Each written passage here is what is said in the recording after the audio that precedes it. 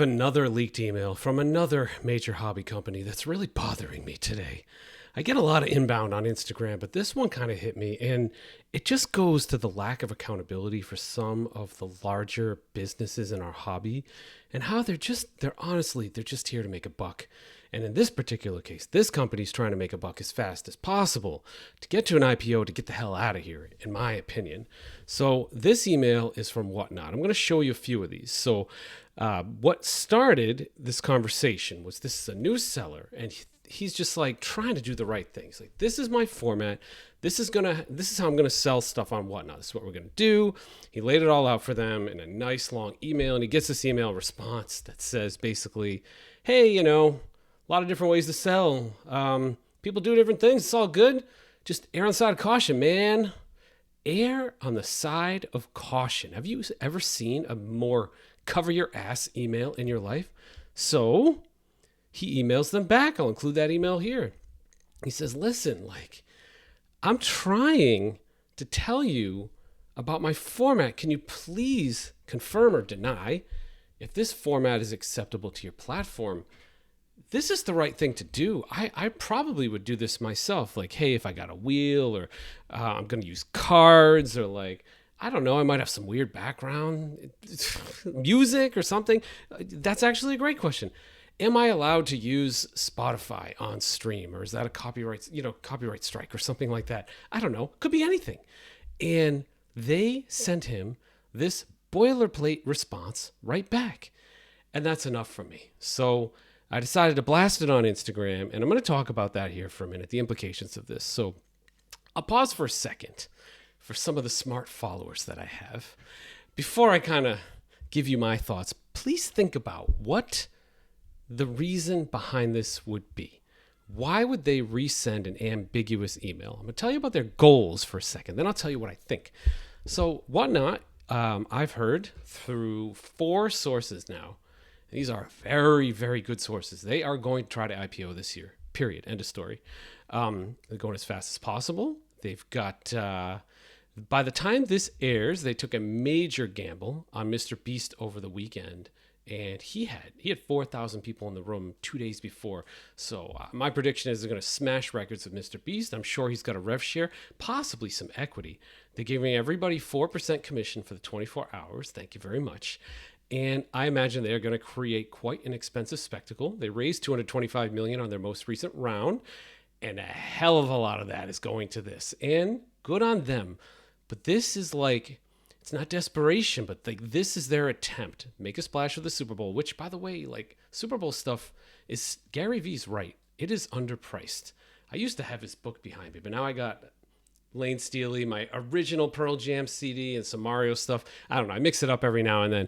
But I had, Gary Vee's book, and he's right. The Super Bowl is cheap because all eyeballs are on that thing. And they probably did pretty well by the time this airs. And it's an interesting approach, and they're going to it's IPO or bust because they need to get the hell out of here before somebody dies on their platform.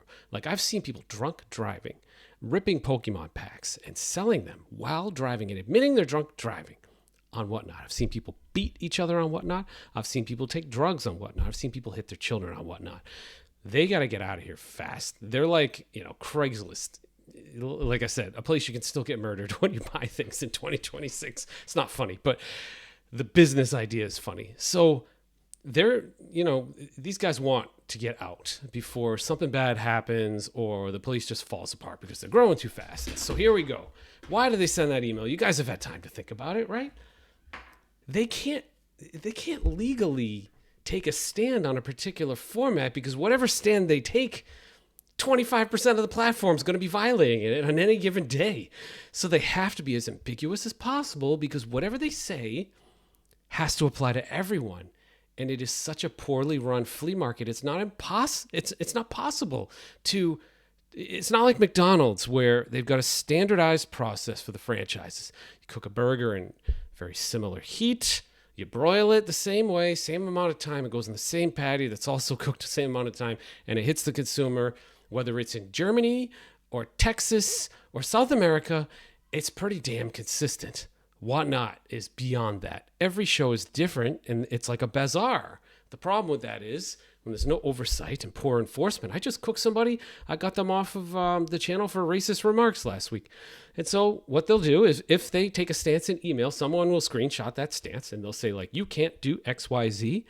And then they're done because a third or half are going to be doing XYZ and they can't eliminate a third or half from the platform. So that's my take, other than the protective PR, like legal jargon of like, like, oh, we can't, can't take a stance on our, we just like to take their fees. We don't want to tell them to actually like how to get better. Like if you own a McDonald's franchise, you have training outside of Chicago. They got McDonald's University. They teach you all kinds of cool stuff.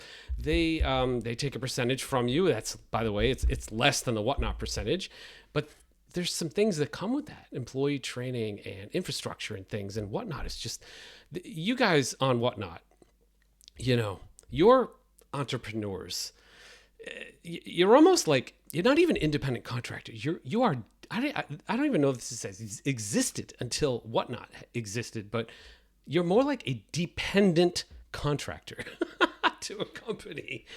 And that's just kind of sad. I mean, I'm sure you can make a ton of money as a consultant or a dependent contractor, but you don't really have much ownership here. And man, their oversight just sucks. So I don't know. Enjoy the emails, guys. I'm still calling it. Whatnot's going to screw up something really bad's going to happen before the IPO. It's just, my spidey sense is very good, and it is screaming at me right now. If I own their shares on the secondary, I'd sell them. I'd sell them after the Super Bowl. I think that's their high point. I think after that, they jump the shark, and something horrible happens by the summertime. Just my call. Could be wrong. Thanks, everyone.